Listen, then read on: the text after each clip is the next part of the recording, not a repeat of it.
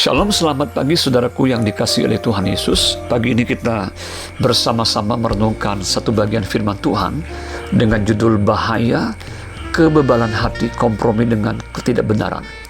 Terambil dari naskah Alkitab Bilangan 22, 23, 24, dan 25. Dengan ayat emas terambil dari 2 Petrus 2 ayat 15-16. Demikian bunyi firman Tuhan.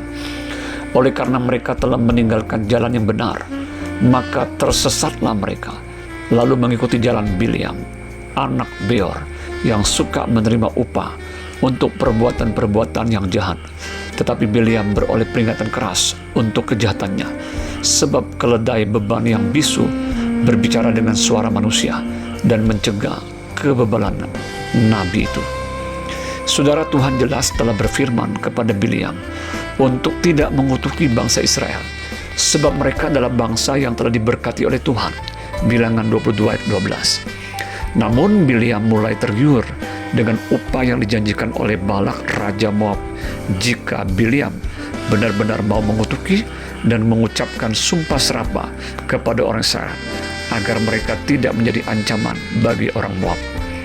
Sebagai seorang nabi, seharusnya Bileam peka dan tahu membedakan manakah yang dikehendaki Tuhan dan yang tidak dikehendaki Tuhan. Namun kenyataannya Bileam terus kompromi dan berusaha untuk mencari-cari jalan bagi pembenaran dari apa yang salah. Upah atau materi telah membutakan mata rohaninya, sehingga ia tidak bisa melihat malaikat Tuhan yang sebenarnya menghadang dirinya untuk tidak pergi bersama rombongan orang Moab untuk mengutuki bangsa Israel.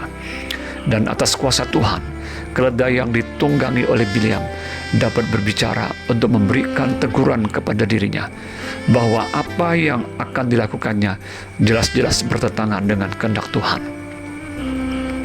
Saudara, beberapa penulis Perjanjian Baru yang lainnya juga menyinggung tentang sikap kompromi dan kejahatan yang telah dilakukan oleh Bileam. Misalnya dalam kitab Wahyu 2:14 tentang bagaimana Bileam menyesatkan orang Israel supaya mereka makan persembahan berhala dan berbuat zina.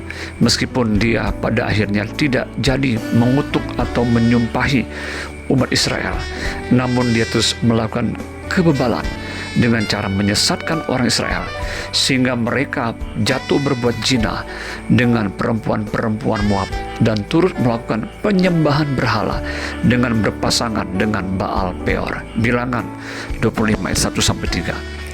Dan kompromi ini telah membuat banyak umat Israel yang mengalami tulah dan murka Allah sehingga tewas 24.000 orang. Di akhir kehidupannya pun kita dapat membaca bahwa Bileam dibunuh dan mati oleh pedang. Bilangan 31 ayat yang ke-8 akibat ketidakbenaran yang ia telah lakukan. Melalui kisah Bileam ini, marilah kita belajar untuk berhati-hati dan waspada, yaitu yang pertama, jangan menjadi bebal dan mencoba mencari pembenaran terhadap apa yang sebenarnya jelas bertentangan dengan firman Tuhan. Yang kedua, jangan biarkan hidup kita dikuasai oleh roh mamon atau roh materialistis. Sebaliknya, penuhlah hidup kita dengan Roh Kudusnya. Yang ketiga, ingatlah bahwa ketidaktaatan dan ketidakbenaran pasti akan membawa kepada sebuah bencana. Dan yang terakhir, belajarlah untuk terus berjalan dalam kebenaran dan tidak kompromi dengan perkara yang tidak benar. Demikian renungan pagi hari ini. Selamat pagi, selamat beraktivitas. Tuhan Yesus memberkati kita semua. Shalom.